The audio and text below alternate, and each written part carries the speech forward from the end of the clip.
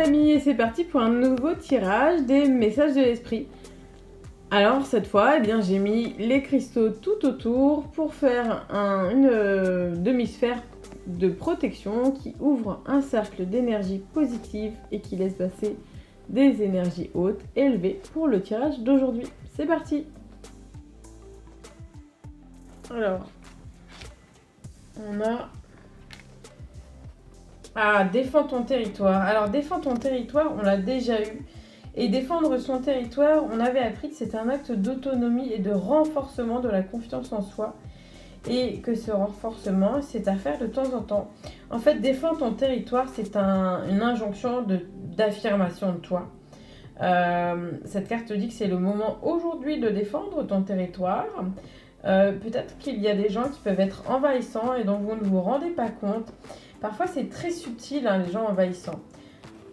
Alors, cette carte dit aussi que tu sais que tu peux le faire, hein, défendre ton territoire, et que tu sais qu'en le faisant, tu seras vainqueur. Donc ça, c'est une bonne chose. Alors, eh bien, cette carte-là, on va toujours en parler parce que ce n'est pas anodin qu'elle arrive aujourd'hui dans ton tirage.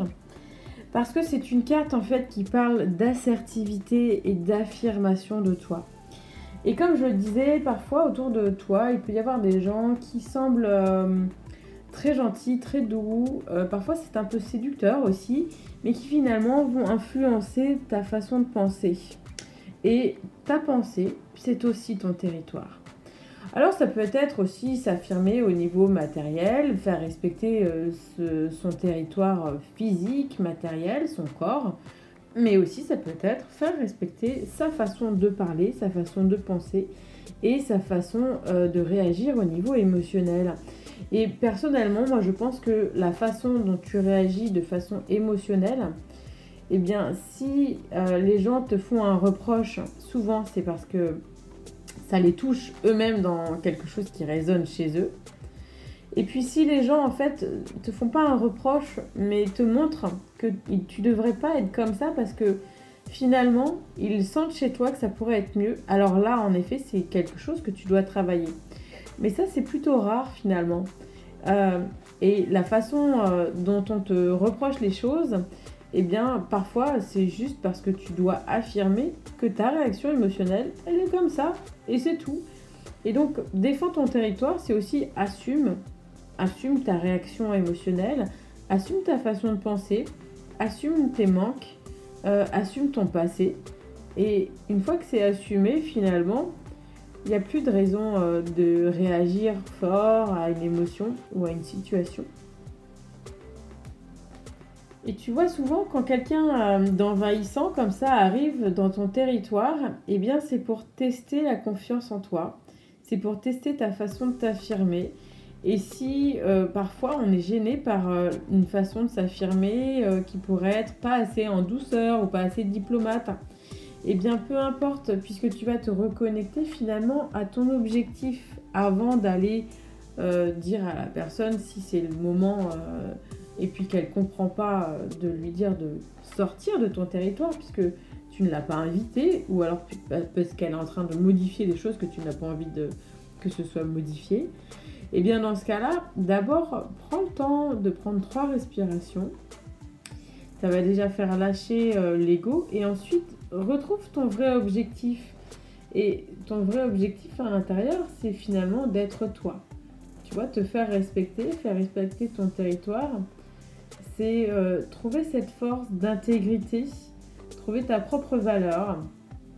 Et une fois que tu as trouvé ta propre valeur, eh bien, tu vas juste l'exprimer à la personne. Imagine quelqu'un qui vient et puis on va parler du monde matériel, c'est plus facile et ça parle à tout le monde, qui rentre chez toi sans avoir sonné. Bon, c'est déjà bizarre. Et puis qui commence à déballer ses affaires sans te dire bonjour alors que tu es dans la même pièce. Eh bien, tu pourrais te mettre à crier en disant que cette personne est impolie, que déjà ce serait sympa de sonner quand tu es chez toi, tu sais au moins que quelqu'un vient. Mais finalement, la valeur là, c'est juste peut-être la politesse. Alors dans ce cas-là, justement, tu vas lui expliquer, bon, la façon dont elle est rentrée chez toi, pour toi, c'est pas vraiment poli. Et tu vois, il n'y a pas besoin de s'énerver là-dessus, il n'y a pas de charge émotionnelle bizarre, tu vas pas lui crier dessus à cette personne-là. Tu vas juste lui expliquer que pour toi, la politesse, bah, c'est ça, exactement ça. Et puis c'est une valeur importante. Et puis il y a d'autres valeurs. Les valeurs, ça peut être la bienveillance. Hein. Dans un groupe, quand ça manque de bienveillance, mais il y a des gens qui peuvent se sentir mal et avoir envie de le dire. Eh bien, il suffit de reconnaître la valeur qui est piétinée en fait chez soi et qui fait partie de votre territoire personnel.